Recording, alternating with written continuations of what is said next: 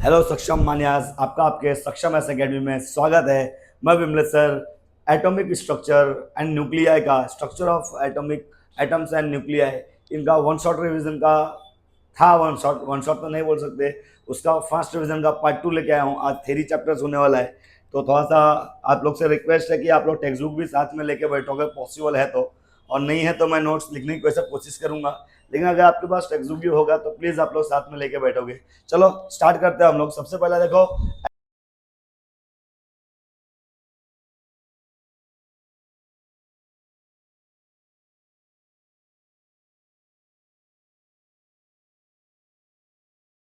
Atomic nuclear में जा रहे हैं। मतलब हम लोग अब तक जो भी हम लोगों ने स्टडी किया था इसके पहले वाले लेक्चर्स में, उसमें रेडियस की स्टडी किए थे। रेडियस की वैल्यू क्या होता है, इलेक्ट्रॉन उसके अंदर घूमता है तो इलेक्ट्रॉन की स्पीड क्या होती है, इलेक्ट्रॉन जो भी परफॉर्म करता है उसका मास या उसकी एनर्जी क्या होती है, हमने वो सब देखा था। अब हम लोग ऑर्बिट के अंदर जो न्यूक्लियस है वहां पे जा रहे हैं। अब तो हम लोग जो है ऑर्बिट पे थे, अब कहाँ एंट्री कर रहे हैं हम लोग, न्यूक्लियस के अंदर, जिसमें कौन कौन होता है, प्रोटॉन और न्यूट्रॉन। प्रोटॉन और न्यूट्रॉन को एक साथ में हम लोग क्या बोलते हैं, न्यूक्लियॉन्स। क्या बोलते हैं, न्यूक्लियॉन्स। और उसी दोनों को अगर मैं प्लस कर दूं, मतलब इन दोनों के नंबर को मैं प्लस कर दूं, तो मुझे बन जाएगा मास नंबर, मतलब atomic mass of that element जो भी रहेगा।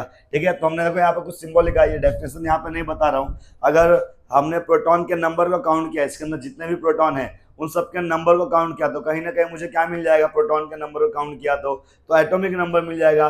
प्रोटॉन न्यूट्रॉन को प्लस कर दिया तो एटॉमिक मास नंबर मिल जाएगा।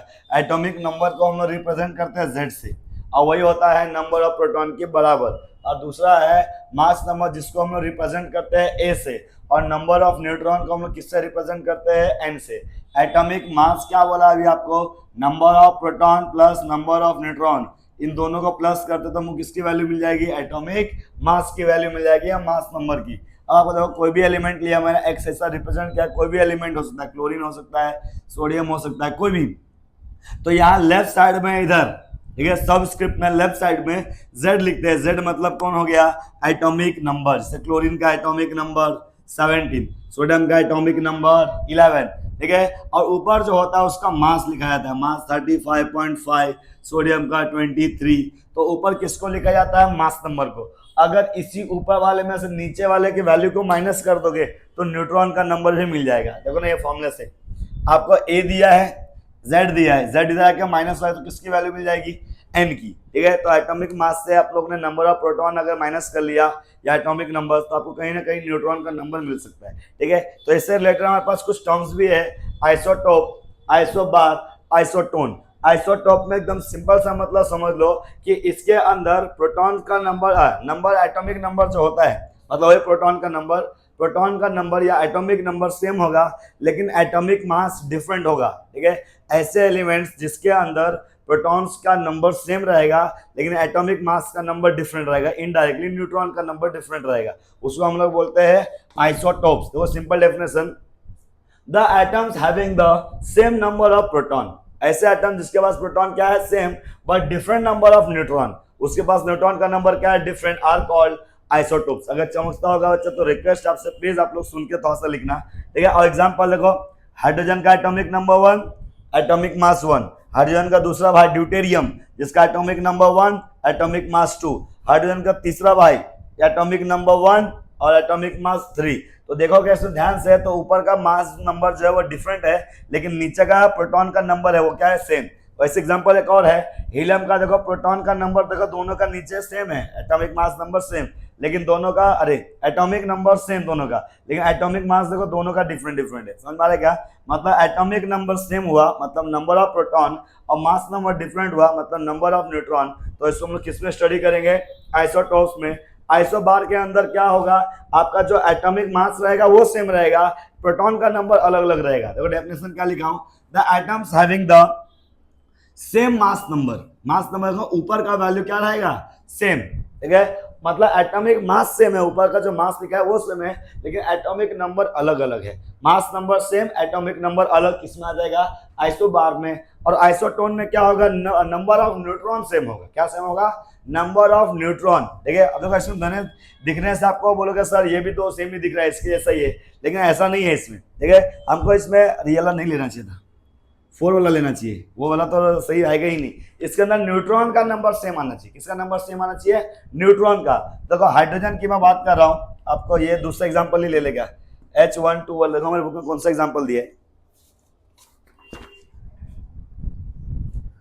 ठीक है, हाँ ये वाला ही है, ट्राइटेरियम और ये हीलियम वाला एग्जांपल। इसके अंदर देखो एटॉमिक नंबर तो सेम नहीं है, पहली बात, ठीक है। एटॉमिक मास नंबर भी सेम नहीं है। एटॉमिक नंबर सेम होता तो इसमें आ जाता, अगर ऊपर की वैल्यू सेम होती तो इसमें आ जाता। इसमें कुछ भी सेम आपको नहीं दिख रहा है, लेकिन एक चीज सेम है जो छुपा हुआ है। आप लोग ऊपर वाले नंबर में से 1 को माइनस करो, 3 में से 1 माइनस कर कितना आ गया? 2।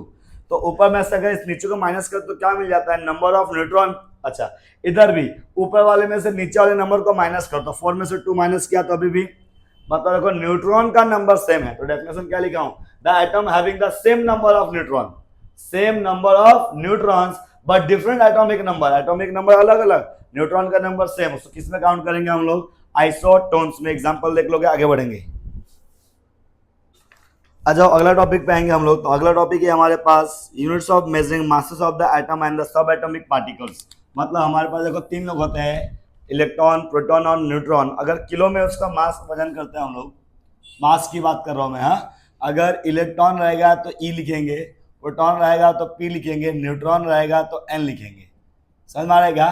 तो अगर किलोग्राम में निकाल रहा हूँ, किस में निकाल रहा हूँ मैं? 1 किलोग्राम में। तो ध्यान रखना मास ऑफ इलेक्ट्रॉन, या ये वाला तो आपको एग्जाम में भी गिवन रहता है, ठीक है, लेकिन आपको याद कर लेना चाहिए थोड़ा सा। 9.109 बस हो गया इतना नंबर्स, ठीक है। 383 इंटू 10⁻³ kg, ये एग्जैक्टली वैल्यू जो दिया है 1.672623 इंटू 10⁻27 kg, ठीक है, ये 31 है। और ये वाला वैल्यू 1.674927 इंटू 10⁻27 kg। अगर नियर बाई की वैल्यू में ले तो दोनों का वैल्यू 1.67 हम लोग लिखते थे न्यूमेरिकल्स टाइम। ये किलोग्राम वाला हुआ। अगर वही एटॉमिक मास यूनिट वाला लिखे तो mass of electron, mass of proton और मास ऑफ न्यूट्रॉन, समझ में आएगा? तो इसकी जो वैल्यू हो जाएगी कुछ ऐसा हो जाएगा। Mass of electron 0.0055 atomic mass unit you, इसका 0.007825 atomic mass you, you unit है इसका, ठीक है, डाल्टन वाला। पहले यूज करते थे डाल्टन, अभी ये यूज होता है atomic mass unit. Next 1.008665 you atomic mass unit. तो आपको ये इतना पता होना चाहिए, ठीक है। नेक्स्ट आगे बढ़ेंगे हम लोग। यह एटॉमिक मास यूनिट में भी हो गया। एक होता है मेगा इलेक्ट्रॉन वोल्ट पर सी स्क्वायर, सी इसमें स्पीड जो होती है, ठीक है, तो वो वाला वैल्यू भी हमको दिया हुआ है। मास ऑफ इलेक्ट्रॉन का वैल्यू जो दिया है वो कितना दे रहा है हमको? 0.511 मेगा इलेक्ट्रॉन वोल्ट पर सी स्क्वायर। मास ऑफ प्रोटॉन का वैल्यू 938.28 मेगा इलेक्ट्रॉन वोल्ट पर सी स्क्वायर। अब मास ऑफ न्यूट्रॉन की वैल्यू बात करेंगे 939.57 मेगा इलेक्ट्रॉन वोल्ट पर सी स्क्वायर। एक रिलेशन होता है एटॉमिक मास यूनिट में और इसमें, तो वो रिलेशन आपको थोड़ा सा याद होना चाहिए। वो रिलेशन कितना होता है? तो 1, देखिए 1 atomic mass unit equal to होता है 931.5 मेगा इलेक्ट्रॉन वोल्ट पर सी स्क्वायर। समझ आएगा? ये हमारे पास कुछ वैल्यू होता है एटॉमिक मास यूनिट का, कितना? 931.5। समझ आएगा? मतलब एक यू जो होता है 1 यू, शॉर्टकट में अगर लिखूंगा मैं तो 1 यू इक्वल टू इतनी वैल्यू होती है। थोड़ा सा आपको एमसीक्यू में पूछने का चांस हो सकता है, ये आपको याद करना है, इसमें कुछ पॉसिबल नहीं है, ठीक है, तो आपको थोड़ा सा याद करने की जरूरत होगी। आगे मैं बढ़ना चाहूंगा, तो आगे मैं क्या लिख दिया हूं, देखो साइज ऑफ द न्यूक्लियर। मतलब अभी तक हम लोग ऑर्बिट का साइज देखा था, एटम का साइज, जो कहीं ना कहीं न्यूक्लियर उसके अंदर कितने इलेक्ट्रॉन है ऑर्बिट के अंदर, ठीक है, वो इलेक्ट्रॉन डिसाइड करेगा कि ऑर्बिट का रेडियस क्या होगा। अकॉर्डिंगली रेडियस की वजह से उसका साइज डिसाइड होता है। वैसे सेम यहाँ पे भी है। सिमिलरली देखो क्या लिखा है, the size of the atom is decided by the sizes of the orbit of the electrons in the atom. ठीक है, ऑर्बिट जो भी है उसके वजह से डिसाइड होता है। वैसे इसका भी होगा, जिस न्यूक्लियस में है उस न्यूक्लियस का जो रेडियस बनेगा वो उसके इक्वल उसके ऊपर डिपेंड करेगा। और न्यूक्लियस के अंदर कितने प्रोटॉन कितने न्यूट्रॉन है वो डिसाइड करेंगे कि उसका साइज क्या होने वाला है। तो मैंने क्या लिखा है, similarly the size of the nucleus depends upon the number of nucleons, nucleus समझ प्रोटॉन और neutron present in it, that is the size of the radius. Radius के ऊपर डिपेंड करेगा, न्यूक्लियस का रेडियस, हाँ, ऑर्बिट का रेडियस नहीं, nucleus का रेडियस क्या, और न्यूक्लियस का रेडियस का फॉर्मूला है R x equal to R nought A power 1/3। अब इसमें ए क्या होगा, तो मास नंबर जो भी एलिमेंट होगा उसका एटॉमिक मास यहाँ लिख दोगे, और आर नॉट कांस्टेंट है जिसकी वैल्यू होती है 1.2 10⁻⁻15 मीटर। एमसीक्यू में पूछा जा सकता है या कहीं एक मार्क्स में फंस सकता है, तो आप लोग देख लोगे। आगे बढ़ेंगे हम लोग। चलो अगला टॉपिक है हमारा न्यूक्लियर फोर्सेस। अब न्यूक्लियर फोर्स क्या होता है, देखो अभी पहली बात, न्यूक्लियस के अंदर हम लोग है, न्यूक्लियस के अंदर एक प्रोटॉन है और एक न्यूट्रॉन है। प्रोटॉन तो भाई न्यूट्रॉन से कुछ काम नहीं है, लेकिन प्रोटॉन जो भी है वो तो सबके सब पॉजिटिव चार्ज है, और इतने सारे सबके सब जो पॉजिटिव चार्जेस हैं वो सब आपस में रिपल्सन करेंगे कि नहीं करेंगे? क्यों रिपल्सन करेंगे? प्लस है प्लस है प्लस है, प्लस प्लस के बीच में क्या होगा? रिपल्सन। तो उस वजह से तो न्यूक्लियस के अंदर से निकल के बाहर आ जाने चाहिए वो लोग, लेकिन ऐसा होता है क्या?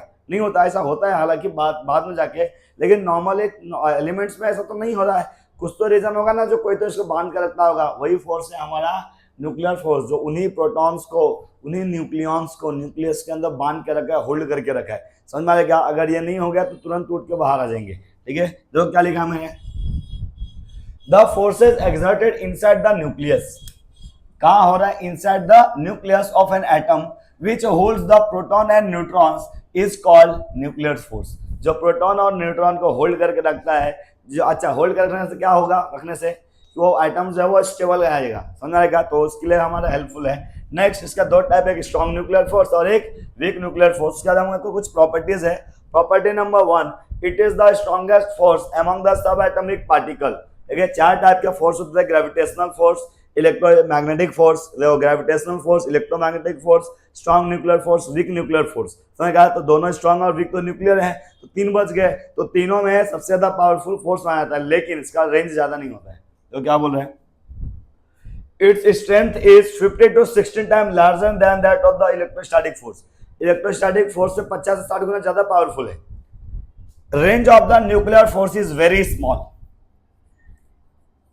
ठीक है, very small in comparison with the electrostatics and gravitational force. Electrostatic और ग्रेविटेशनल फोर्स के कंपैरिजन में इनका जो रेंज है, जो डिस्टेंस से काम करने का जो रेंज है, बहुत ही कम होता है। ठीक है, it is negligible when the two nuclear are separated by the larger distance. और थोड़ा सा ज्यादा डिस्टेंस कर दिया तो ना के बराबर काम करेगा। पावरफुल तो है लेकिन उसका रेंज बहुत कम है। Next, the nuclear force does not depend on the charge of the nucleons. Nucleons कितने हैं, कितने प्रोटॉन है, कितने न्यूट्रॉन है, ये उसके ऊपर डिपेंड नहीं करता न्यूक्लियर फोर्स। बस इतना चीज है। आगे बढ़ेंगे हम लोग। चलो जो अगला टॉपिक है मास डिफेक्ट। अब मास डिफेक्ट क्या होता है? देखो मेरे पास न्यूक्लियस का कुछ मास है, हाँ, और न्यूक्लियस के अंदर दो लोग हैं, प्रोटॉन और न्यूट्रॉन। इन दोनों को मैं प्लस करूंगा तो किसका रहना चाहिए? उसका मास, न्यूक्लियस के मास। न्यूक्लियस मतलब क्या? प्रोटॉन और न्यूट्रॉन का जो भी है उसके बराबर आना चाहिए, लेकिन इनमें डिफरेंस आता है। इसमें एग्जैक्टली अमाउंट सेम नहीं आता है। मतलब क्या? जो भी एक्चुअल मास है हमारे न्यूक्लियस का वो, और उनको सम करके मैंने निकाला वो। अब सम कैसे करके कैसे निकलेगा?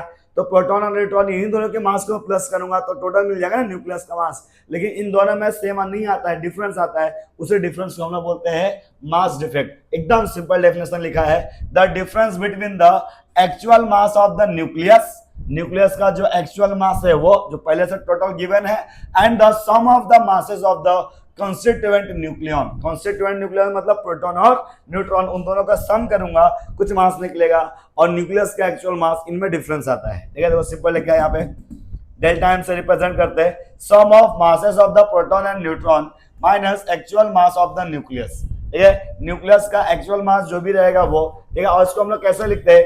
प्रोटॉन का टोटल लिखो, टोटल नंबर ऑफ प्रोटॉन कितने होंगे? ZMP plus NMN।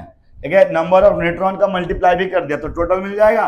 इसमें से माइनस कौन होने वाला है? हमारा एक्चुअल मास, मतलब कौन? A। ये जो वैल्यू है ये किसका वैल्यू हमारे पास? डेल्टा M का। इसमें और कुछ बच गया क्या? नहीं बचा है। ठीक है, बस हमारे पास ये A बचा है, और वो A मतलब वही आपको यहाँ पे M के फॉर्म में दिया है। मास ऑफ न्यूक्लियस का ऊपर किसके फॉर्म में दिया है? M के फॉर्म में। बस इतने का ही फर्क है। इसके अंदर आपको मालूम होगा Z क्या है तो नंबर ऑफ प्रोटॉन लिखोगे, MP क्या है? मास ऑफ प्रोटॉन, N क्या है? नंबर ऑफ न्यूट्रॉन, MN क्या है? मास ऑफ न्यूट्रॉन, और कैपिटल M क्या है? Mass of actual mass of nucleus. समझ में आएगा? ये सब कुछ लिख दोगे तो थोड़ा सा अच्छा रहेगा, 2 मार्क्स मिलेगा। इसी के अंदर हम लोग और आगे बढ़ेंगे। मास डिफेक्ट समझ में तो आ रहा है ना? अरे कैसा है, न्यूक्लियस और प्रोटॉन और न्यूट्रॉन इन दोनों का सम किया तो टोटल मास सेम आना चाहिए ना, लेकिन सेम नहीं आता है। इनमें कितना डिफरेंस है, उसी डिफरेंस को हम लोग बोलते हैं मास डिफेक्ट। आगे बढ़ेंगे हम लोग, इसी के अंदर है बाइंडिंग एनर्जी की बात करेंगे।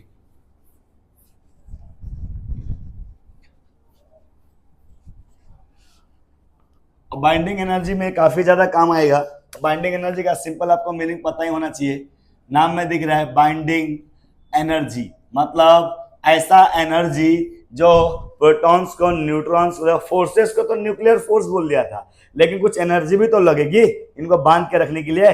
क्यों, अगर बांध के नहीं रखेंगे तो क्या होगा, ऑटोमेटिक टूट के बाहर आ जाएगा। समझ में आ रहा है क्या, मतलब न्यूक्लियस के अंदर जो भी प्रोटॉन है और जो भी न्यूट्रॉन है उसको बांध के रखने की जरूरत पड़ती है। और बांध के रखने वाली एनर्जी को, अच्छा बांध के रखने वाले फोर्स को आपने न्यूक्लियर फोर्स बोल दिया, अब बांध के रखने वाली एनर्जी को बाइंडिंग एनर्जी। अब बाइंडिंग एनर्जी का हमको यहाँ पे डेरिवेशन निकालना है। चलो देखते हैं हमारे पास डेफिनेशन क्या क्या लिखा हुआ है सिंपल में।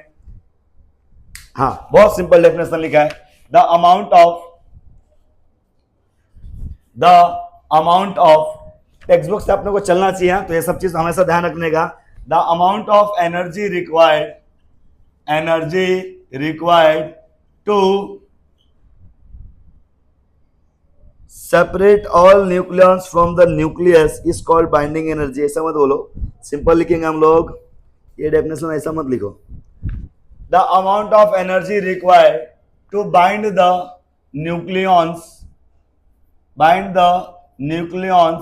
inside the nucleus is called binding energy. Simple definition लिखो, सेपरेट वाला मत लिखो, बाइंडिंग एनर्जी। ठीक है, न्यूक्लियस के अंदर जो भी न्यूक्लियॉन्स है उनको एक जगह पे बांध के रखने के लिए जो भी एनर्जी की रिक्वायरमेंट होगी वो एनर्जी किस में आएगा, हमारा बाइंडिंग एनर्जी में आ जाएगा। ठीक है, अब बाइंडिंग एनर्जी का हम लोग वैल्यू निकालने जाएंगे तो सबसे पहले आपको कंसिडर करना होगा ना, let mp mass of proton, ये लिख लोगे। हाँ, mn mass of neutron, z number of proton मतलब atomic number, n number of neutron, capital M mass of nucleus, और याद है आपको डेल्टा M क्या था, मास डिफेक्ट। तो ये सब चीज आपको अच्छे से कंसिडर में आपको नोट डाउन, ये तो लिख लोगे ना चारों टर्म्स। ठीक है, और उसके बाद हम लोग सीधा लिखेंगे जैसे आइंस्टाइन का एनर्जी फॉर्मूला था ना, एनर्जी फॉर्मूला, वही फॉर्मूला लिखो। तो हम लिखेंगे, देखो, the value of binding energy, और बाइंडिंग एनर्जी का हम लोग वैल्यू निकालेंगे। ठीक है, ई बी लिख लेता हूं मैं, B for binding, E for energy. तो एनर्जी का सिंपल फॉर्मूला क्या लिखते हैं हम लोग, delta M C square.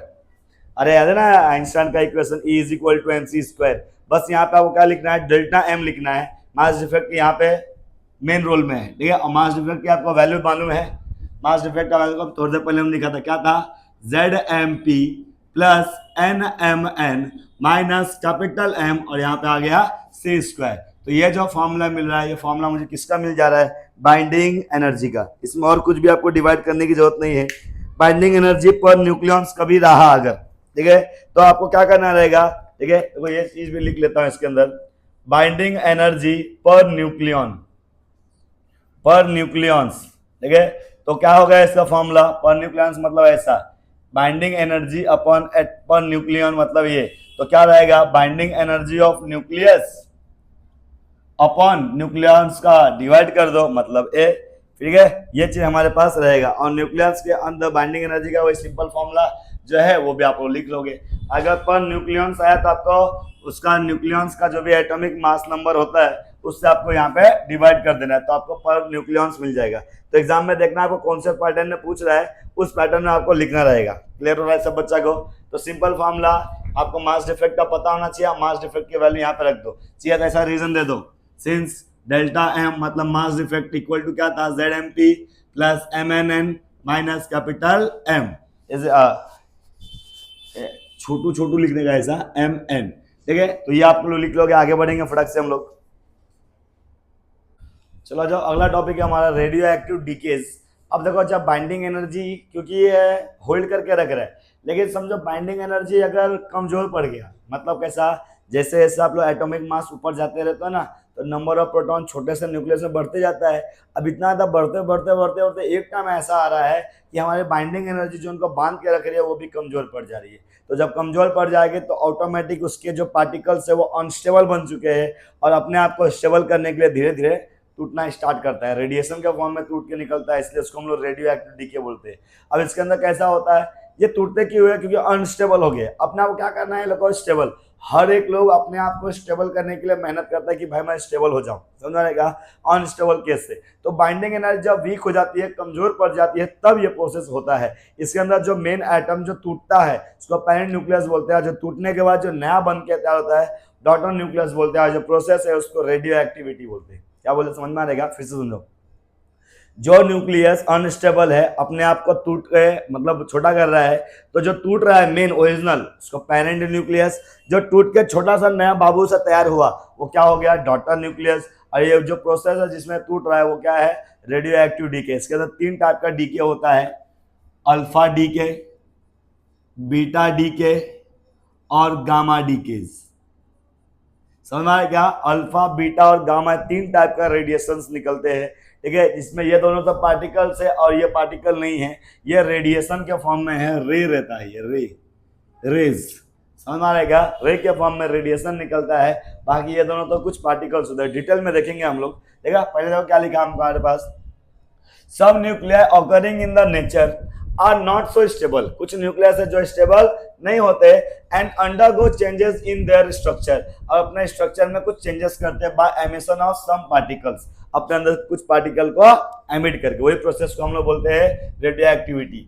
The decaying nucleus is called parent nucleus, जो टूट रहा है। The nucleus produce after the decay is called daughter nucleus. The process जिसके अंदर पेरेंट न्यूक्लियस डॉटर न्यूक्लियस में कन्वर्ट होता है उसी को बोलते हैं रेडियो एक्टिविटी या रेडियो एक्टिव डीके। और 3 टाइप आपको बता दिया पहले ही, अल्फा, बीटा और गामा। तो मैं आपको शॉर्टकट में समझा रहा हूँ बच्चा, इसका आपको डेफिनेशन प्लीज टेक्स्ट बुक निकाल लोगे, टेक्स्ट बुक से थोड़ा सा लिखना क्योंकि टाइम बहुत ज्यादा जा रहा है इससे, ठीक है। आप ही का टाइम वेस्ट होगा, वीडियो में लंबा हो जाएगा, तो थोड़ा सा आपको टेक्स्ट बुक निकालना रहेगा, ठीक है। चलो पहले हम लोग एक डिटेल में पहले समझेंगे, फिर आपको डेफिनेशन जो टिक करवाऊंगा ना, नोट्स आपको उतना ही टिक करना है, ठीक है, उतना ज्यादा लिखने का नहीं होता है आपको, ठीक है। तो टेक्स्ट बुक निकाल लोगे तो आप लोग वहां से इसको नोट डाउन कर सकते हो, ठीक है। चलो आ जाओ, सबसे पहले हम लोग देख लेते हैं अल्फा डीके, पहले समझ लो अच्छे से, उसके बाद हम लोग टेक्स्ट बुक निकालेंगे।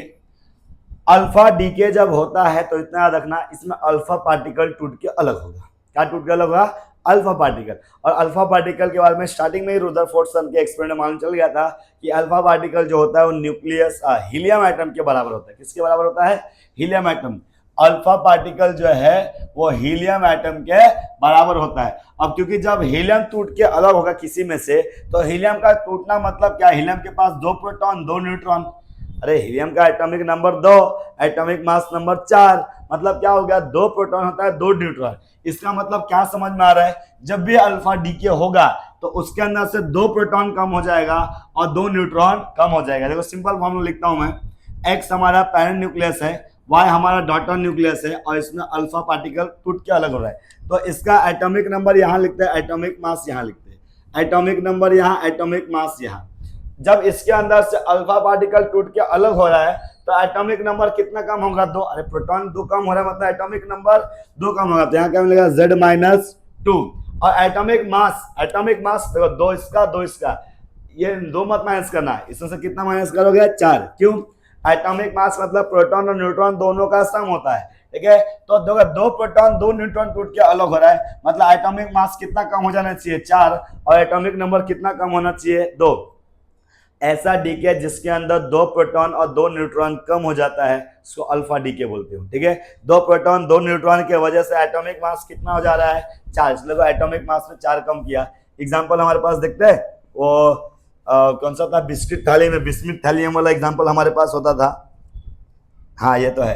तो बिस्मिथ का एग्जांपल है 83,212 है, ठीक है। और ये अल्फा पार्टिकल टूट के अलग हो रहा है और थैलियम बन रहा है हमारा।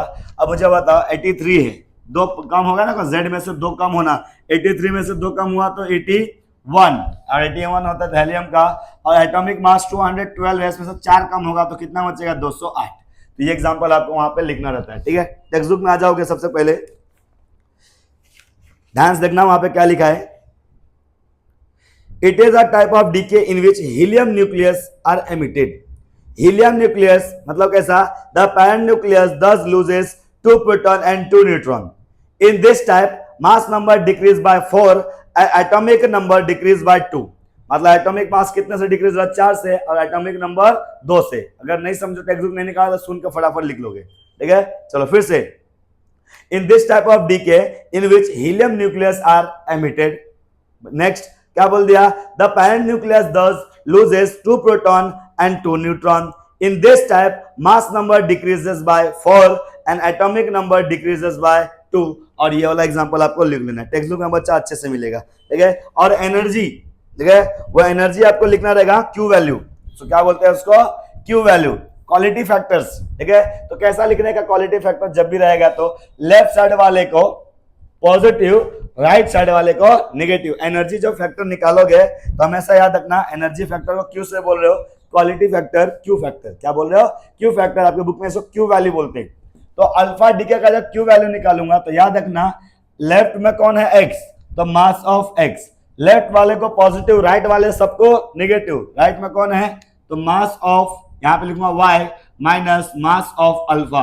मास ऑफ अल्फा ना लिख के आपके बुक में He भी लिख सकता है, कि अल्फा किसके बराबर है, हीलियम के, और साथ में क्या आ जाएगा, c², ठीक है। तो Q वैल्यू क्या लिखने का, अरे क्वालिटी फैक्टर जो रहेगा, लेफ्ट साइड में जितने भी एलिमेंट होंगे उन सबके मास को लिखने का, राइट साइड में होंगे जितने भी सबके मास को उसके अंदर दिखा देने का, बाहर लिखने का c², ठीक है। अच्छा, लेफ्ट साइड वाले जितने रहेंगे सबका पॉजिटिव, एरो के लेफ्ट साइड वाले, और एरो के राइट साइड वाले को सबको नेगेटिव। बस इतना आपको लिखना होता है, ठीक है। तो बुक में से देख के लिखना।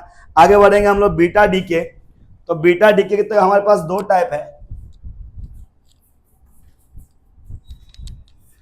टेक्स्ट बुक से बच्चा लिखोगे हैं, और नहीं टेक्स्ट बुक से तो सुन के लिखोगे। अगर मैं फास्ट चला रहा हूं तो आपको थोड़ा सा वीडियो को स्लो करना है, वहां से लिखना है, ठीक है। देखो बीटा डीके, अब बीटा डीके ऐसा डीके है जिसके अंदर न्यूक्लियस के अंदर का न्यूट्रॉन, न्यूक्लियस के अंदर का न्यूट्रॉन कन्वर्ट होता है प्रोटॉन में। न्यूट्रॉन टूट के कहां कन्वर्ट होता है, प्रोटॉन में, और साथ में एमिट करता है इलेक्ट्रॉन को। किसको एमिट करता है, इलेक्ट्रॉन को। और इसके 2 टाइप भी है, इसके बीटा प्लस है, स्पेशल टाइप। फिर से देखो, बीटा प्लस डीके में सिंपल क्या होता है, न्यूट्रॉन जो होता है न्यूक्लियस के अंदर का कन्वर्ट होता है प्रोटॉन में बाय एमिटिंग इलेक्ट्रॉन। अब क्यों ऐसा, अरे न्यूट्रॉन मतलब न्यूट्रल, अगर 10 पॉजिटिव है 10 निगेटिव भी तो होगा।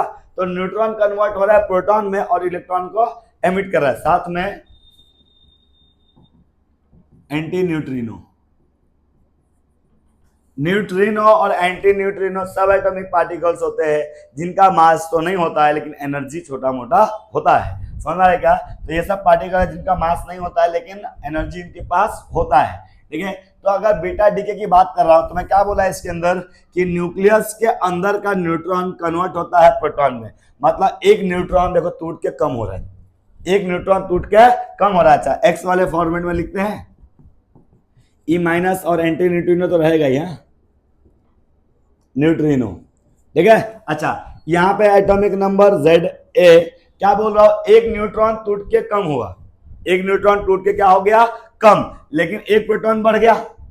और एटॉमिक मास क्या होता है, एक न्यूट्रॉन कम हुआ तो एक प्रोटॉन बढ़ गया, तो कुछ कम कहाँ हुआ एटॉमिक मास। एटॉमिक मास जो होता है प्रोटॉन और न्यूट्रॉन का सम होता है, अगर ये एक कम हुआ तो एक ये बढ़ गया, तो सम तो अभी भी सेम है। मतलब इसमें एटॉमिक मास में कोई भी चेंजेस नहीं होता है, लेकिन एटॉमिक नंबर देखो Z जो है एक कम हो जाएगा, Z जो है क्या हो जाएगा, एक कम हो जाएगा। इसका एग्जांपल हम लोग देखेंगे तो हमारे पास एग्जांपल सोडियम और नियॉन वाला रहता है, ठीक है, या कोबाल्ट और निकल वाला। सोडियम का तो कन्वर्ट हो रहा है, ठीक है, कोबाल्ट जिसका एटॉमिक नंबर 27 है, 60, यह कन्वर्ट हो जा रहा है निकल में जिसका एटॉमिक नंबर 28 है, एटॉमिक मास अभी भी इतना ही है, और साथ में एंटी न्यूट्रिनो, ठीक है। तो ये चीज आपको थोड़ा सा ध्यान रखना है। देखो कोबाल्ट एटॉमिक नंबर देखो इसका 27 था, 28 हो गया, क्यों, अरे हाँ गलत लिख दिया था यहाँ पे, ठीक है, प्लस करना ही पड़ेगा बच्चा। एक न्यूट्रॉन टूट के कम हुआ तो एक प्रोटॉन बढ़ गया, समझना रहेगा। एक न्यूट्रॉन जब टूट के कम हुआ तो एक प्रोटॉन बढ़ता है, प्लस आना चाहिए ना, बढ़ने का मतलब प्लस, एग्जाम्पल देख के आपको थोड़ा समझ में आ जाएगा कि प्रोटॉन का नंबर बढ़ेगा। अच्छा, जो कम होता गलत नहीं है, वो डी का बीटा प्लस डीके का एग्जाम्पल था वो, ठीक है। हमको फिलहाल तो बीटा डीके समझना ना ओरिजिनल। इसमें क्या हो रहा है, एटॉमिक नंबर जो है एक से बढ़ जा रहा है। क्यों? क्योंकि न्यूट्रॉन कन्वर्ट हो रहा है प्रोटॉन में, मतलब एक प्रोटॉन बढ़ गया, एक न्यूट्रॉन कम हुआ तो एक प्रोटॉन बढ़ गया। प्रोटॉन के बढ़ने से एटॉमिक नंबर तो बढ़ गया, लेकिन एटॉमिक मास में कोई भी चेंजेस नहीं हुआ। तो ये आपको देख लेना है। एक स्पेशल टाइप है इसका beta plus decay, beta plus decay. इसके अंदर उल्टा होगा, जैसे इसके अंदर न्यूट्रॉन टूट के वो हो रहा था ना, इसके अंदर क्या होगा, प्रोटॉन टूटेगा।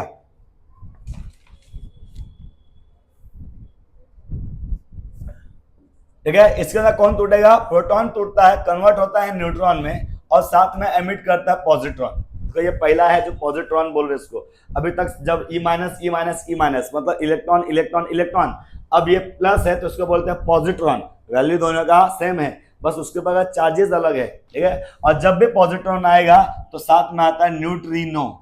क्या आता है इसमें, न्यूट्रिनो। बीटा का सिंपल डीके में एंटी न्यूट्रिनो, इलेक्ट्रॉन एमिट होता था और प्रोटॉन बनता था। इसमें प्रोटॉन टूट रहा है। नॉर्मल बीटा डीके जो है, स्पेशल टाइप की बात नहीं करेंगे, तो उसमें प्रोटॉन बनता है, न्यूट्रॉन टूटता है। अब बीटा प्लस जो है उसके अंदर प्रोटॉन टूटता है, न्यूट्रॉन बनता है, पॉजिट्रॉन बनता है, न्यूट्रिनो बनता है। इसके एक्स और वाई वाले फॉर्मूले की बात करेंगे। यहाँ न्यूट्रिनो रफ करते पहले तो गुजामाजी हो जाएगा।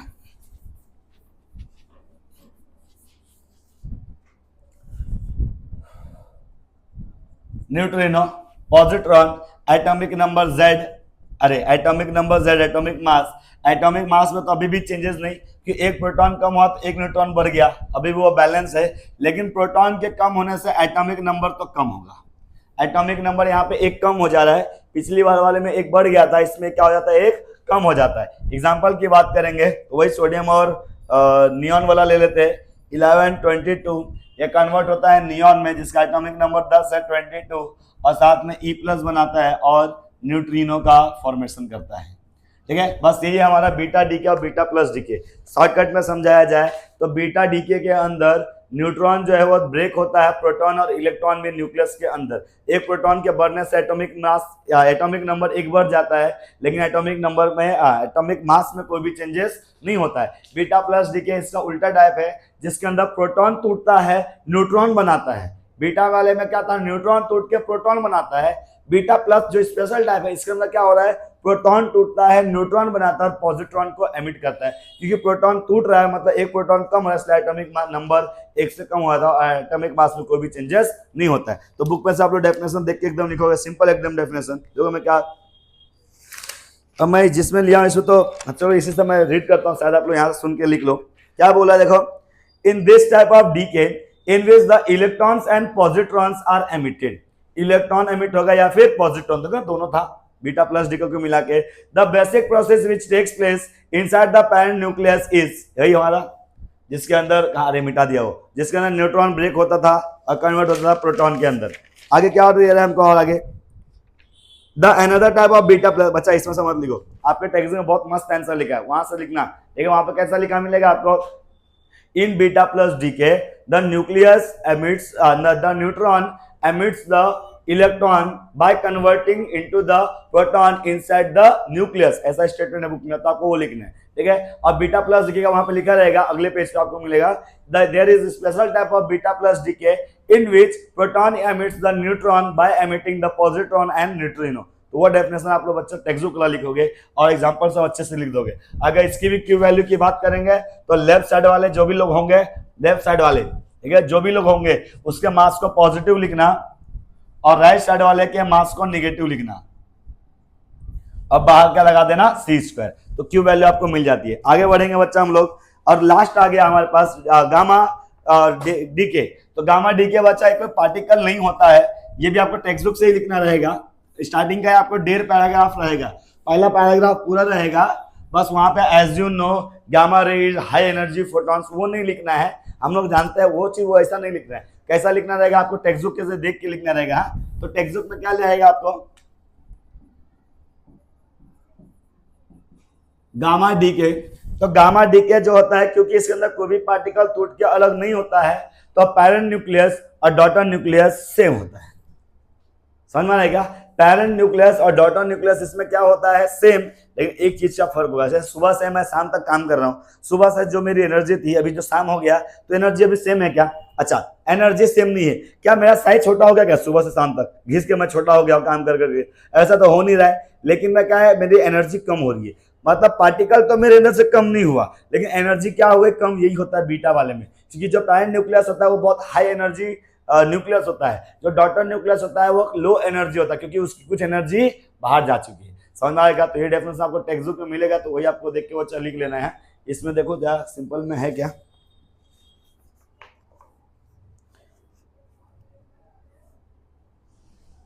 इसमें बच्चा वैसा सिंपल नहीं है, टेक्स्ट बुक बेस्ट है, टेक्स्ट बुक आपको फॉलो करना है, ठीक है। उस पर का आंसर बहुत मस्त है। क्या लिखना है आपको? Since in gamma decay there is no emission of particle, ठीक है, there is the emission of radiation, ठीक है, therefore mass of proton and mass of neutron are the same, ठीक है, the parent nucleus and daughter nucleus are the same, but there is a difference in energies, ठीक है। क्यों difference है? As some energies of parent nucleus goes out in the form of gamma rays, ठीक है, इसीलिए वहां पे energy का डिफरेंस होता है, ठीक है। बस इतना चीज आपको टेक्स्ट बुक से बच्चा लिखना है, 1.5-2 मार्क्स आएगा तो 4 पॉइंट तो अच्छे से बना के लिखने का ना, ठीक है। चलो आगे बढ़ेंगे हम लोग, आगे हम लोग बढ़ना चाहेंगे तो आता है law of radio active decay, मतलब डेरिवेशन। स्टार्ट करते हैं फटक से। चलो अगला टॉपिक पे आते हैं हम लोग, law of radio active decay. तो साथ में मैं कुछ लिख भी रहा हूं, आप लोग को देखते चलना है, ठीक है। तो सबसे पहला हम लोग इससे पहला पॉइंट लिखेंगे, द सब्सटेंस विच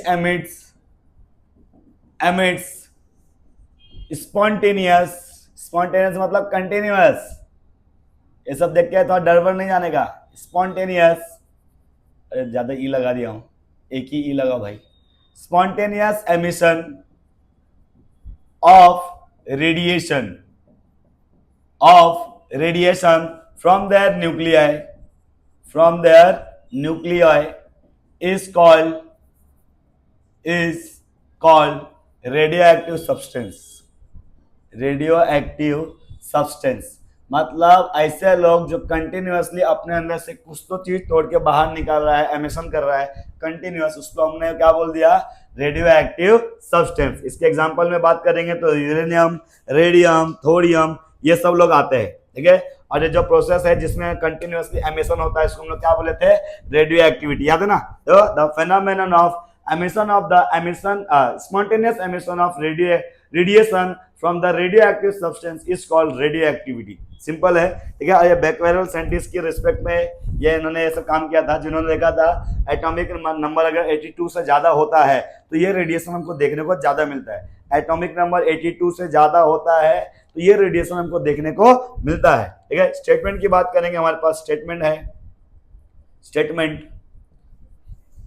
ठीक है। तो स्टेटमेंट की बात करेंगे तो क्या लिखेंगे? सबसे पहला, द नंबर ऑफ, समझते रहना, द नंबर ऑफ न्यूक्लियाई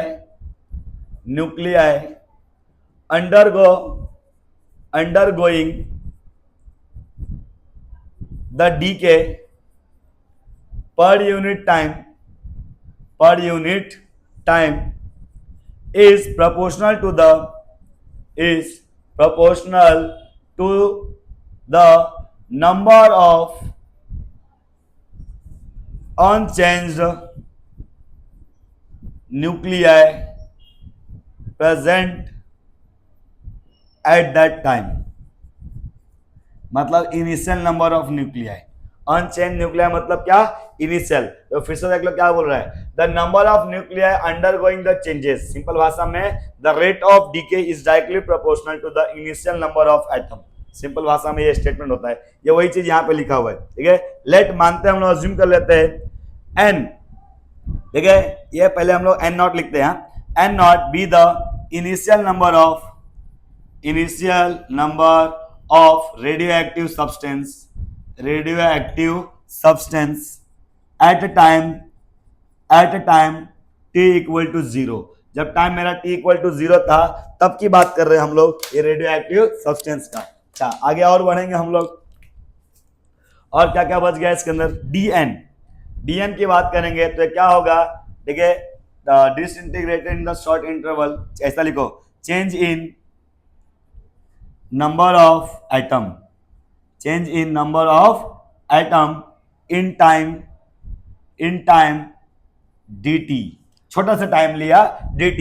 एक और लिखना है हमको nt, आपको nt को ऐसे लिखता है, समझ में क्या, n ब्रैकेट में t, लेकिन आपको ऐसे नहीं लिखना है, आपको लिखना ही है बताने के लिए कि ये t टाइम वाला है, तो उसको n और ऐसे नीचे t लिखोगे, समझ में क्या। और ये nt क्या होगा हमारा, तो nt होगा t टाइम का न्यूक्लियस, प्रेजेंट न्यूक्लियस होगा, ठीक है, be the number of nuclei,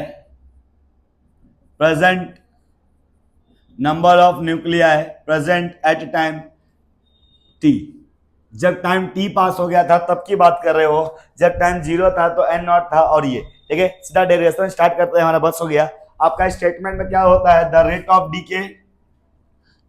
of decay, simple statement को लिख रहा हूं, the rate of decay is directly proportional to rate, इसलिए क्योंकि अपॉन में टाइम है, directly proportional to initial number of atom, initial number of decaying atom. अच्छे से लिखना रहे तो क्या बोलेंगे, डिकेइंग एटम, मतलब सिंपल भाषा में ऐसा लिखेंगे, dn upon dt is directly proportional to n। क्या लिख दिया मैं, dn upon dt is directly proportional to n। यहां पे आपको लगाना होता है माइनस। माइनस का सवाल क्यों आया, माइनस इसीलिए ये पार्टिकल क्या हो रहा है, टूट के अलग हो रहा है, समझ में आ रहा है क्या, टूट के क्या हो रहा है, पार्टिकल अलग हो रहा है, कम हो रहा है ना। पहले मेरे पास 1000 था, उससे कुछ पार्टिकल टूट के अलग हो रहे, मतलब कम हो रहे, बढ़ तो नहीं रहा है, कम हो रहा है, इसलिए यहाँ पे क्या लगता है माइनस, इट बस टाइम टी लगा लेना। चलो इसको हटाने का कांस्टेंट लगता है, तो dn upon dt equal to minus, ऐसे ही है, कांस्टेंट लगता है यहाँ पे लैम्डा, ठीक है, और इस लैम्डा को बोलते हैं हम लोग डी के कांस्टेंट। ये वेवलेंथ मत लिख देना, यहाँ पे क्या चीज है, डी के कांस्टेंट, समझ में आ रहा है क्या। अब हमको यहाँ पे कुछ करना है डेरिवेशन, तो डिवाइड से उसको उधर ले जाएंगे, आगे सॉल्व करेंगे, पहले इतना देख लो फिर मैं रफ करके आगे बढ़ूंगा।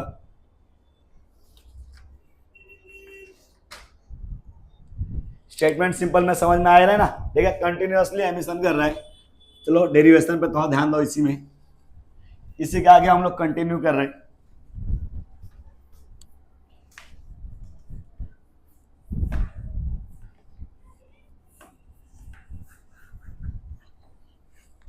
चलो इसके आगे ऐसा अगर डिवाइड से उधर जाएगा तो मल्टीप्लाई होगा, उस एनटी को इधर लेके आओ, तो क्या मिलेगा मुझे, dn upon N T equal to minus lambda dt।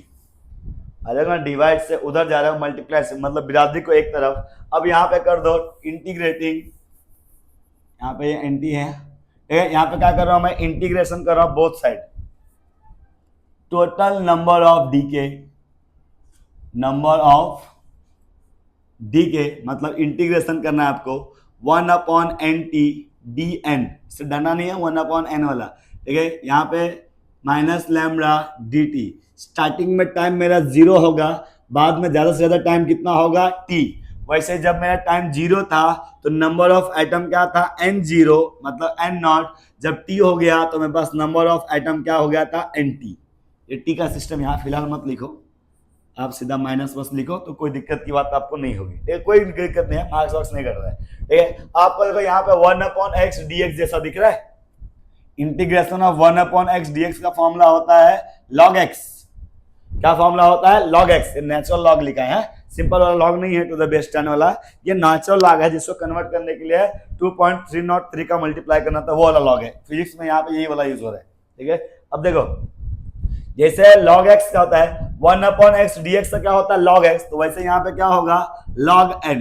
Limit है हमारे पास n नॉट से लेकर nt तक, ठीक है। वैसे देखो यहाँ पे माइनस लैम्डा तो बाहर आएगा, और dt का इंटीग्रेशन क्या होता है t, अपर लिमिट t है, लोअर लिमिट 0, तो डायरेक्टली आप लैम्डा t लिखा तो भी कोई दिक्कत नहीं है। अब यहाँ पे रूल के हिसाब से क्या बनेगा, upper limit minus lower limit, क्या बनेगा, upper limit minus lower limit, और लॉग में जब माइनस होता है तो उसी को हम लोग डिवाइड लिखते हैं, मतलब जब इसको सॉल्व करूंगा तो ऐसा लिखने का, नेचुरल लॉग ऑफ ऊपर वाले को ऊपर लिखने का, डिवाइड बाय नीचे वाले को नीचे, खत्म, बस इतना ही। क्या बोल दिया, फिर से समझो, ये जो लिखा है upper limit lower limit, upper limit को अपर में रख दो, लोअर लिमिट को लोअर में रख दो, ये सिर्फ तब पॉसिबल होगा जब लॉग रहता है यहाँ, तो ये चीज आप ध्यान रखना है। अब जब ये नेचुरल लॉग यहाँ से उधर जाएगा तो ये बन जाता है एक्सपोनेंशियल, क्या बन जाता है, एक्सपोनेंशियल, मतलब यहाँ पे बचेगा NT अपॉन N नॉट एक्सपोन, देखो ये नेचुरल लॉग इधर से इधर जाता है, एंटी लॉग में मत लगा देना, यहाँ बनता है एक्सपोनेंशियल। एक्सपोनेंशियल बनने का मतलब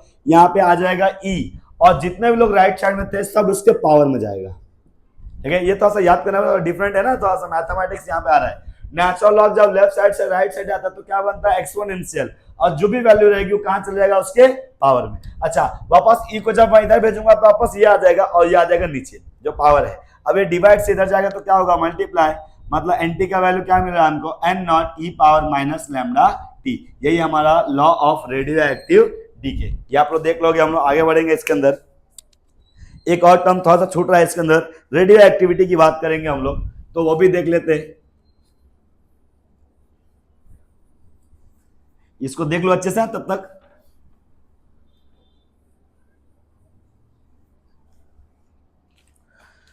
छोटू छोटू टर्म्स है जो अलग अलग से पूछ सकता है, एक्टिविटीज को बोलते हैं हम लोग। इसको दिखाते हैं हम लोग ए के साथ। एक्टिविटी मतलब क्या, the rate of decay. Simple भाषा में हम लोग बोलते हैं the rate of decay is called activity. Decay is called activity. Activity मतलब जो डीके होने का रेट है उसी को सिंपल भाषा में हम लोग क्या बोलते हैं एक्टिविटी। ठीक है, और एक्टिविटी का फॉर्मूला होता है minus D N upon D T. क्या फॉर्मूला होता है इसका, minus D N upon D T. Simple formula की बात करेंगे तो ठीक है, आपने D N upon D T को सॉल्व करके कुछ निकाला भी था क्या, देखो ये रहा। ठीक है, मतलब आप लोग इसको चाहोगे तो एक्टिविटी का वैल्यू आप लोग और क्या लिख सकते हो, देखो माइनस अपने जगह पे रहेगा और इसकी वैल्यू ये रखोगे तो क्या मिल सकता है आपको लैम्डा, ठीक है एन। ठीक है, लैम्डा एन करके भी आपको ये वैल्यूज मिल सकता है अगर आपने आगे सॉल्व किया तो। ठीक है, तो ये वैल्यू आपको एक्टिविटी का फॉर्मूला मिल रहा है। और क्या मिल रहा है आपको, अरे अभी सिंपल में निकाल लेते ना यार कहीं, तो ये N naught equal to N T. ठीक है, इसके अंदर ये वैल्यू रिप्लेस करे क्या,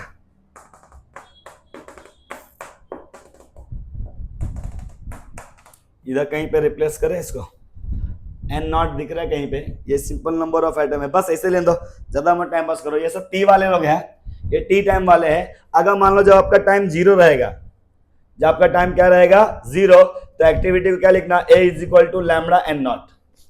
जब एक्टिविटी आपका जीरो रहेगा तो क्या फॉर्मूला लिखना, लैम्डा एन नॉट। और जब सिंपल एक्टिविटी रहेगा तो क्या लिखना, लैम्डा एन। तो ये फॉर्मूला आपको याद रख लेना है। एक्टिविटी का फॉर्मूला क्या है, decay constant into number of atom. T time वाला रहेगा तो टी वाला, ये टी वाला है, मतलब जब टाइम टी पास हुआ था ना तब की बात कर रहे हैं। और जब जीरो टाइम रहेगा तो ये वाला। इन दोनों के बीच में रिलेशन है क्या कुछ, हाँ तो ये रिलेशन है, A T equal to A naught E power minus lambda T. मतलब टी टाइम वाले को और जीरो टाइम वाले की बात करेंगे तो उनके बीच का बस ये रिलेशन है, ये आपको थोड़ा ध्यान रखना है। सिंपल भाषा में जान लो, द रेट ऑफ डीके को ये क्या बोलते हैं हम लोग, एक्टिविटी। इसका फॉर्मूला ये होता है, एक सिंपल फॉर्मूला की बात करोगे, इसी को सॉल्व कर रहे हो पीछे वाले की हेल्प से, तो लैम्डा एन मिलता है। जब टाइम जीरो रहेगा तो सब जगह जीरो लगा दोगे। इन दोनों के बीच में रिलेशन की बात करेंगे तो ये फॉर्मूला आता है। आगे बढ़ेंगे हम लोग, रेडियो एक्टिविटी हो गया। अब क्या आ रहा है हमारे पास, हाँ ये चीज थोड़ा सा एमसीक्यू में बच्चा फंसने का चांस होता है। वन बैकवेरल इक्वल टू होता है वन डीके पर यूनिट। ठीक है, वन डीके पर सेकेंड। ठीक है, सिंपल भाषा में एक बैकवेल का वैल्यू क्या होता है, एक डीके पर सेकेंड। और जो इसका यूनिट होता है, अरे क्या है ये, SI unit of decay, SI unit of decay radio activity. इसको रेडियो एक्टिविटी बोलो, एक्टिविटी सिर्फ एक्टिविटी। एक्टिविटी का एसआई यूनिट आप लोग क्या लिखते हो, बैकवेरल, बीक्यू। ठीक है, एमसीक्यू में पूछता है। और एक क्यूरी भी होता है, वन क्यूरी इक्वल टू होता है 3.7 इंटू 10⁻10 बैकवेरल। समझ में आया क्या, तो वन रिलेशन है ये। क्यूरी साइंटिस्ट का नाम है, बैकवेरल भी साइंटिस्ट का नाम है। एक्टिविटी का एसआई यूनिट क्या होता है, बैकवेरल। और बैकवेरल और जो आपका क्यूरीज है, इन दोनों के बीच की रिलेशन की बात करेंगे तो one curie equal to 3.7 10⁻10 becquerel. तो ये आपको रिलेशन एमसीक्यू में या न्यूमेरिकल में काम आने का चांस है। चलो देख लो, आगे बढ़ेंगे हम लोग। चलो अगला टॉपिक है हमारा डेफिनेशन ही है, ये भी मतलब डेरिवेशन है। हाफ लाइफ का मतलब क्या, जितने मेरे पास टोटल आइटम थे उसका आधा कितने टाइम में डिसइंटीग्रेट होता है। आधा मतलब मेरे पास समझो 100 है, उसमें से 150 पार्टिकल टूटने का जो टाइम है उसी को हम लोग क्या बोलेंगे, हाफ लाइफ। तो डेफिनेशन क्या लिखा है, the time in which one half of the radio active substance, one half समझता ना, एक का आधा सब्सटेंस इज डिसइंटीग्रेटेड, मतलब टूट के अलग हो गया। ठीक है, it's called the half life of radio active decay. इसका सिंबल क्या लिखते हैं हम लोग, T1/2। ठीक है, फॉर हाफ लाइफ यहाँ पे हाफ लाइफ है ना, तो यहाँ पे हम लोग टी के प्लेस पे लिखेंगे कैपिटल T1/2, स्मॉल टी को हटा के क्या लिखना है हमको, कैपिटल T1/2। हाफ लाइफ की बात कर रहा हूं मैं। और इसमें एक चीज और छूट रहा है, हाँ, नंबर ऑफ एटम की बात करेंगे तो क्या होगा N0/2। एन के प्लेस पे जो NT लिखे थे ना, उसका आधा डीके हो रहा है। इनिशियल एटम कितना था N0, उसका आधा डीके हो गया, तो इतना हमको लिखना है। तो हम लोग यहाँ क्या लिखेंगे, by law of radio active decay, law of radio active decay. अब क्या लिख देना है मुझे, फॉर्मूला था ऐसा ना, NT equal to N0 e⁻⁻ चलो अब जो वैल्यू पता है रख दो। NT का वैल्यू बच्चा देख लो क्या है, N0/2 है, N0 ऐसे रहने दो, ये e⁻⁻ capital T1/2, small t को हटा के ये NT को हटा के ये देखो N0 कैंसल हुआ, क्या बचा 1/2 इक्वल टू e⁻⁻, अच्छा देखो ये ऊपर है ना, इसको मैं नीचे उतार रहा हूं। जब पावर ऊपर से जब नीचे आएगा तो माइनस का प्लस होता है, प्लस का माइनस। तो देखो इसको मैं कैसा लिख रहा हूं, 1/e⁻⁻t²। ये तो N0 तक कट गया ना, ये ऊपर से नीचे आ रहा है, तो 1/ इसको लिखूंगा तो ये पावर माइनस हो जाता है, नीचे से वापस ऊपर भेजोगे प्लस हो जाएगा, क्रॉस मल्टीप्लाई कर लो, ये इधर आएगा उधर जाएगा, इसको इधर भेजो तो क्या आएगा e⁻⁻t² इक्वल टू 2। याद करो आप लोग, एक्सपोनेंशियल है ये, एक्सपोनेंशियल जब उस तरफ जाएगा तो एंटीलॉग बनेगा, ठीक है। तो ये वैल्यू कैसा आ सकता है, λt½ equal to natural log of 2। क्या बन सकता है ये, नेचुरल लॉग ऑफ 2। आपको t½ निकालना है तो लैम्डा को भेज दो उधर, तो t½ का वैल्यू क्या मिलेगा, नेचुरल लॉग ऑफ 2/λ। यही है फॉर्मूला हमारे पास हाफ लाइफ का। नेचुरल लॉग ऑफ 2 का वैल्यू भी होता है हमारे पास, वो वैल्यू थोड़ा सा याद रख लोगे तो आपको डेरिवेशन में काम आ सकता है, 0.693। नेचुरल लॉग ऑफ 2 का वैल्यू क्या हमारे पास आ रहा है, 0.693/λ। तो आपके न्यूमेरिकल में काम आ सकता है। तो यही है हमारा हाफ लाइफ। हाफ लाइफ मतलब वही टोटल पार्टिकल में से आधा डिसइंटीग्रेट होने का टाइम हाफ लाइफ आता है। देख लो आगे बढ़ेंगे हम लोग। चलो अगला टॉपिक पे आते हैं हम लोग, average life of radio active species. Average life को बुक में अच्छे से नहीं लिखा है, डेरिवेशन अच्छे से आपको समझ में, इसलिए सिंपल में देखो मैं लिख के रखा हूं कुछ। द वैल्यू ऑफ एक्टिविटी लिखो पहले, एक्टिविटी याद है ना आपको, द रेट ऑफ डीके, और ये फॉर्मूला था, ठीक है। अब देखो थोड़ी देर पहले एक्टिविटी बताया था, एक्टिविटी क्या, -dn/dt equal to λn, simple formula लिखा था। ये dt को इधर ले जाओ तो क्या मिलेगा, λn dt, और ये माइनस को भी उस साइड लिखो। तो यहाँ से आपको किसकी वैल्यू मिल जा रही है, dn का। यहाँ से किसकी वैल्यू मिल जा रही है, dn का।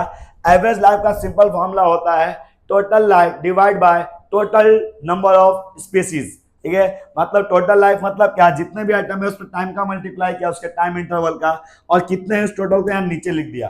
तो एवरेज लाइफ का सिंपल फॉर्मूला क्या लिखूंगा मैं, total life upon total item, ठीक है। टोटल लाइफ है इसलिए अपॉन मल्टीप्लाई में टाइम किया हूं। अब आपको dn की वैल्यू पता है क्या, उठा के यहाँ रखो तो क्या वैल्यू मिलेगा, देखो N0 से लेकर, अच्छा ये लिमिट भी बदलेगा बच्चा, जब देखो ध्यान से देखो t है और dn को हटा के मैं क्या लिखने वाला हूं, -λn dt, माइनस को सब ब्रैकेट में लिख लेना, समझ आएगा।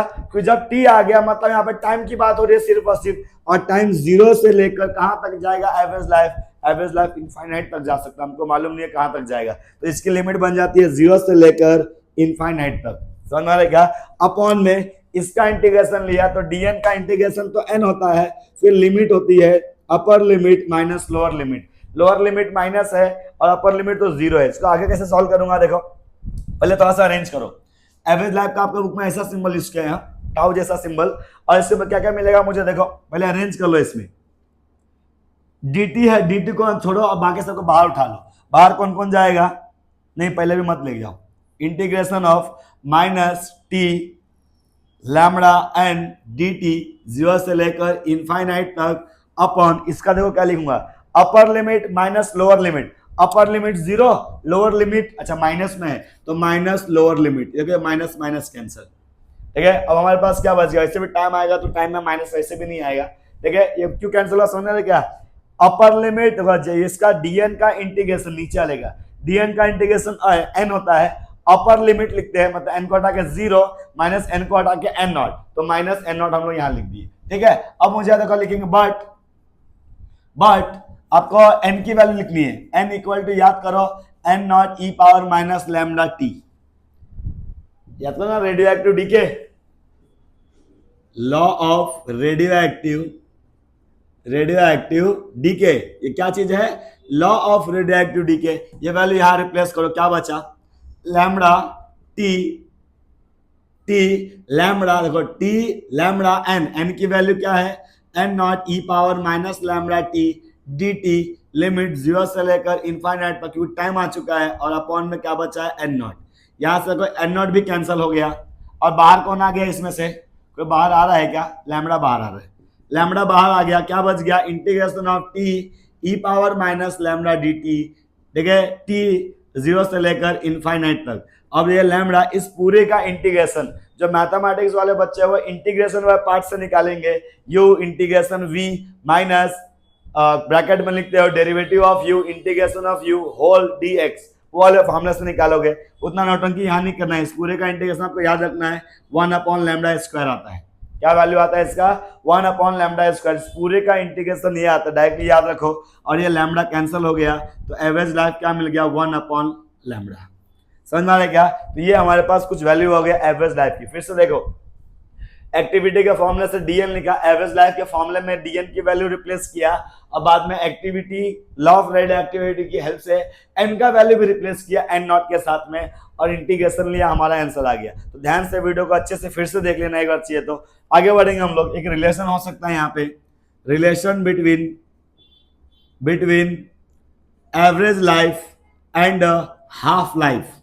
अगर इसका रिलेशन अगर आपसे पूछ दिया तो आपको पता होना चाहिए। तो सबसे पहले मैं यहाँ पे क्या निकाल लूंगा, average life equal to 1 by lambda, equation number 1, और हाफ लाइफ का वैल्यू आपने क्या लिखा था, T half equal to 0.693 upon lambda.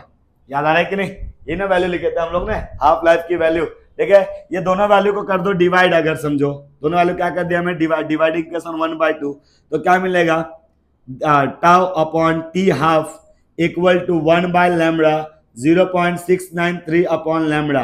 ये लैम्बडा लैम्बडा कैंसिल हो जाएगा, और बचेगा क्या मेरे पास यहाँ पे 1 अपॉन 0.693। तो अगर आप लोग क्रॉस इसको डिवाइड से उधर ले जाओगे तो एवरेज लाइफ का फॉर्मूला मिल सकता है टी हाफ अपॉन 0.693। तो ये रिलेशन है किसके बीच के, एवरेज लाइफ और हाफ लाइफ के बीच का। इसको देख लोगे, हम लोग आगे बढ़ेंगे, रिलेशन मैच करते हैं हम लोग, हाँ ठीक है, परफेक्ट है। चलो नेक्स्ट आता है हमारा न्यूक्लियर एनर्जी। किस पे आते हैं हम लोग, न्यूक्लियर एनर्जी पे। तो न्यूक्लियर एनर्जी की बात करेंगे तो जब भी न्यूक्लियर डीके करता है, ठीक है, न्यूक्लियर रिएक्शन के दो टाइप्स है, थोड़ा सा रफ कर लेता हूं पहले इसको। न्यूक्लियर रिएक्शन के दो टाइप है, कौन कौन से, एक होता है न्यूक्लियर फिजन, एक होता है न्यूक्लियर फ्यूजन। फिजन का मतलब होता है टूट के अलग होना, और फ्यूजन का मतलब होता है ज्वाइंट हो जाना, ठीक है। मतलब एक पार्टिकल अगर दो पार्ट में टूट रहा है, ठीक है, तो फ्यूजन कहलाएगा, और दो पार्ट अगर एक पार्ट में ज्वाइंट हो रहा है तो फ्यूजन कहलाएगा। मिटाते हुए टाइम हमारा कंज्यूम हो गया, ठीक है। देखो, जब भी कोई दो पार्टिकल या तो टूटे या तो जुड़े, जब ब्रेक होगा तो भी जुड़ेगा तो भी, दोनों केस में एनर्जी रिलीज होती है, उसी एनर्जी को हम लोग बोलते हैं न्यूक्लियर एनर्जी। बाइंडिंग एनर्जी अलग चीज है, ये न्यूक्लियर एनर्जी अलग चीज है। मतलब जब भी, कोई एग्जांपल देता हूं, देखो मार्कर का एग्जांपल लेते हैं, शायद सुनाई देगा आपको, माइक के पास रखता हूं। देखो आवाज आया क्या, जब उसको मैं ऐसा ब्रेक किया तो कुछ आवाज आया, ज्वाइंट करूंगा फिर से आवाज आएगा, आया, ठीक है। देखो कैसा हो रहा है, मैं इसको ब्रेक कर रहा हूं, आवाज आ रहा है, आवाज आ रहा है। मतलब क्या हो रहा है, जब कोई पार्टिकल टूटता है तो भी क्या एनर्जी रिलीज होती है, और जब कोई पार्टिकल ज्वाइंट होता है तो भी एनर्जी रिलीज होती है। उन दोनों केस में जो एनर्जी रिलीज होती है वही एनर्जी हमारा होता है न्यूक्लियर, वही एनर्जी क्या होता है हमारा, न्यूक्लियर एनर्जी। वो क्या होता है, न्यूक्लियर एनर्जी। और हमारे पास दो टाइप के प्रोसेस है, तो आप लोग तो बुक में निकाल लोगे, उसका डेफिनेशन लिख दे क्या, मैं लिख देता हूं, अच्छा ठीक है, रुको थोड़ा सा लिख के रख लूं पहले। चलो अगला टॉपिक पे आ रहे हैं हम लोग, न्यूक्लियर एनर्जी की बात कर रहे हैं, ठीक है।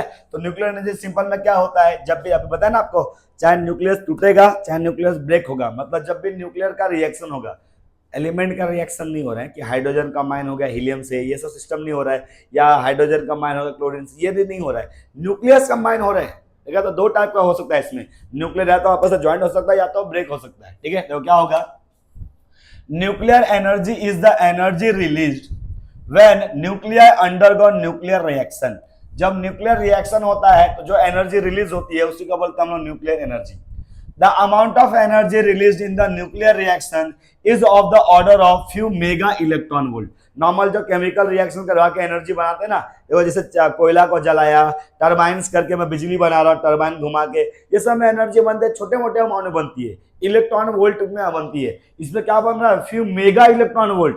इलेक्ट्रॉन वोल्ट का 1 मिलियन टाइम ज्यादा, मेगा मतलब 1 मिलियन होता है ना, मेगा 10⁶, 1 लाख गुना ज्यादा हो रहा है यहाँ पे, 1 लाख में 10 लाख हो जाएगा शायद, ठीक है। इतना ज्यादा एनर्जी से बनने का चांस होता है। इसलिए देखो कैसा कोयला को जला के हम लोग बिजली बना रहे हैं, ठीक है, टरबाइंस घुमा के, चक्की, पवन चक्की घुमा के हम लोग बिजली बना रहे हैं, लेकिन पूरे देश को इतना बिजली नहीं आपूर्ति कर सकता है। इसलिए ये एनर्जी का हम लोग यूज करते हैं, न्यूक्लियर फ्यूजन वाला और फिजन वाला, ठीक है। तो यही चीज है, बहुत बड़ा सोर्स होता है ये nuclear energy being the largest source of energy. सबसे बड़ा एनर्जी का सोर्स यही होता है। आजकल हर कंट्रीज के पास ये सब डिवाइस करवा के रेडिएशन से एनर्जी बनाने का काम करते हैं, बिजली इसकी हेल्प से बनाते हैं। Next, we can get the nuclear energy by 2 process, nuclear fission and nuclear fusion. समझ में आ रहा है, 2 प्रोसेस से हम लोग ये एनर्जी हम लोग फाइंड कर सकते हैं। अब मैं आपको बताना चाहता हूं न्यूक्लियर फ्यूजन के बारे में।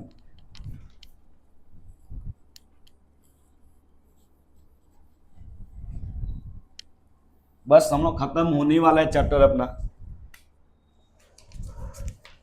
मैं किसकी बात करने जा रहा हूं, फिजन के बारे में। तो न्यूक्लियर फिजन, ठीक है। फिजन मतलब क्या बोल रहा हूं बच्चा लोग, ठीक है, एक बड़ा हैवी न्यूक्लियस पार्टिकल 2 छोटे छोटे पार्टिकल में टूट के अलग होगा।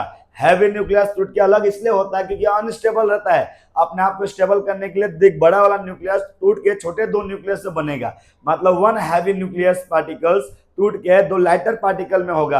अच्छा, जब टूटता है तो कुछ एनर्जी रिलीज करती है, वो एनर्जी हो मतलब हमारा न्यूक्लियर एनर्जी। तो डेफिनेशन क्या लिखेंगे, देखो, the process of splitting, splitting होना टूट के अलग होना, स्प्लिटिंग अ हैवी न्यूक्लियस आ गया into 2 lighter nuclei after bombardment with neutrons. ऐसे खुद से नहीं टूट रहा है, बॉम्बार्डमेंट करवा रहा है, मतलब एनर्जी रिलीज करता है। With the release of energy is called nuclear fusion. ये प्रोसेस बहुत ज्यादा हार्ड नहीं होता है फ्यूजन के कंपेयर में, प्रोसेस नॉर्मल हो सकता है, ठीक है। और क्या लिखने का इसमें, बस, ठीक है। न्यूक्लियर फ्यूजन का डेफिनेशन बता दिया। मगर कुछ एनर्जीज की वैल्यूज जो आपको को नॉर्मली याद करना पड़ेगा, हाफ लाइफ सब दिया है कुछ, ये सब आपको थोड़ा सा बुक में से देखना, रीडिंग करना। आगे आते हैं हम लोग न्यूक्लियर फ्यूजन की बात करने जा रहा हूं मैं। अच्छा, फ्यूजन का एग्जांपल देख ले, एक दो एग्जांपल देखो। U92 वाला 236 वाला ब्रेक हो रहा है किस किस के अंदर, I वाले 53 में और 137 एटॉमिक मास है, साथ में Y बना रहा है, कोई दूसरा एलिमेंट है जिसका आपको नाम नहीं मालूम है तो XY लिख देने का। 97 प्लस 2 टाइम ऑफ ये N को रिलीज कर रहा है, समझ में आ रहा है क्या। तो ये चीज हमारे पास है, ठीक है, मतलब 2 न्यूट्रॉन रिलीज कर रहा है। और क्या है हमारे पास, एक और रिएक्शन है इसका 92 236 वाला, जब ब्रेक डाउन हो रहा है तो एक Ba बना रहा है जो जिसका एटॉमिक मास 56, एटॉमिक नंबर 56, मास 140, और क्रिप्टॉन बना रहा है 36 94, और ये भी रिलीज कर रहा है 2 न्यूट्रॉन को। ऐसे अलग अलग हमारे पास है, अलग अलग कंडीशन में केसेस ये आने का चांस रहेगा। ये Sb बना रहा है, अब एटॉमिक नंबर तो दे रहा है, नाम नहीं मालूम क्या है इसका, ठीक है, प्लस Nb बना रहा है 41 के साथ 99 है, और साथ में 4 न्यूट्रॉन को रिलीज करा। देखो ना, एक हैवी न्यूक्लियस 2 लाइटर न्यूक्लियस में ब्रेक हो रहा है, तो ये किसमें आ जाएगा, न्यूक्लियर फ्यूजन में। इसको देखेंगे हम लोग, आगे बढ़ेंगे। आगे कौन सा आएगा, फ्यूजन वाला।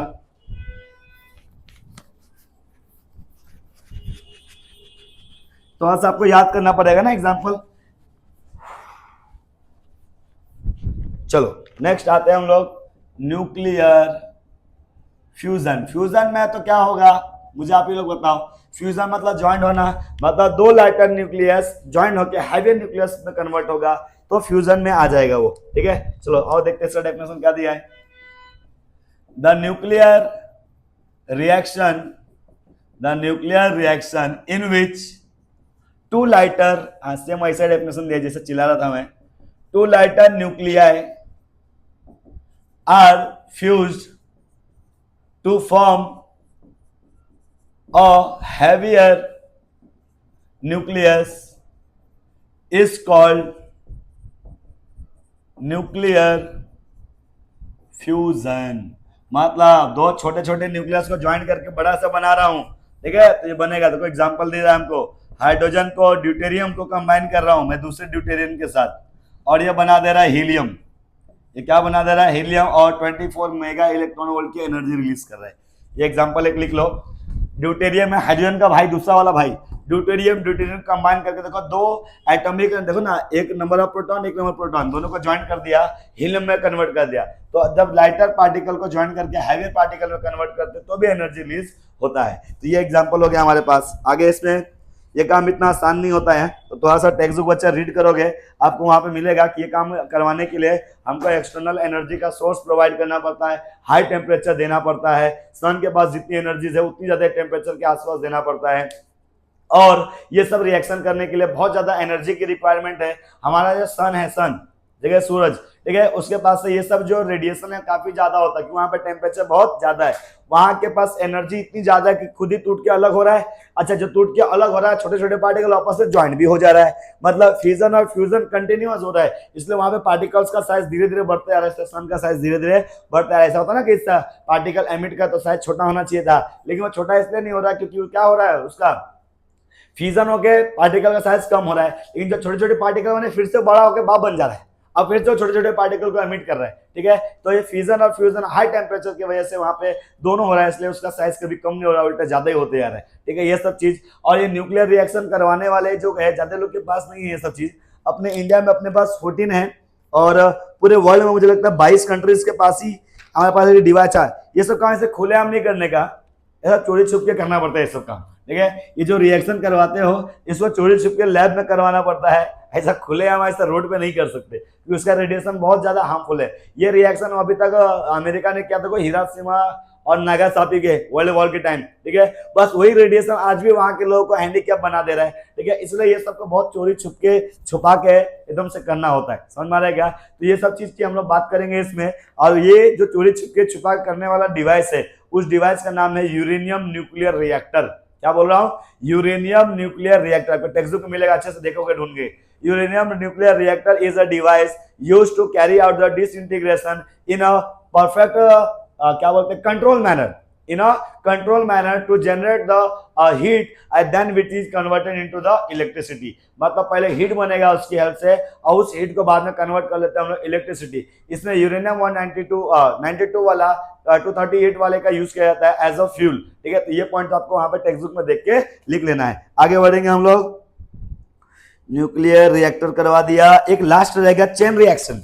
चेन रिएक्शन किसको बोलेंगे? चैप्टर खत्म हो रहा है, टाटा बाय बाय हो रहा है अपना। ठीक है, चेन रिएक्शन किसको हो रहा है? हैवी न्यूक्लियस टूट के छोटे पार्ट में कन्वर्ट हुआ, लेकिन वो स्टेबल नहीं है, वो फिर से टूटेगा, फिर से स्टेबल नहीं है। कब तक टूटेगा? जब तक वो स्टेबल नहीं हो रहा है। तो एक चेन ना बन रहा है, एक बड़ा पार्टिकल टूट कर छोटा बना, वो संभल नहीं रहा है, और टूटेगा, और संभल नहीं रहा है, और टूटेगा, टूटते टूटते जा रहा है, समझ में आ रहा है क्या? तो ये जो प्रोसेस है जिसमें कंटिन्यूअसली पार्टिकल्स टूट के हुए अलग हो रहे हैं, उसको हम किस में स्टडी करते हैं? चेन रिएक्शन के अंदर। ठीक है, चलो इसका स्टेटमेंट देखते हैं, कुछ लिखने की कोशिश करेंगे।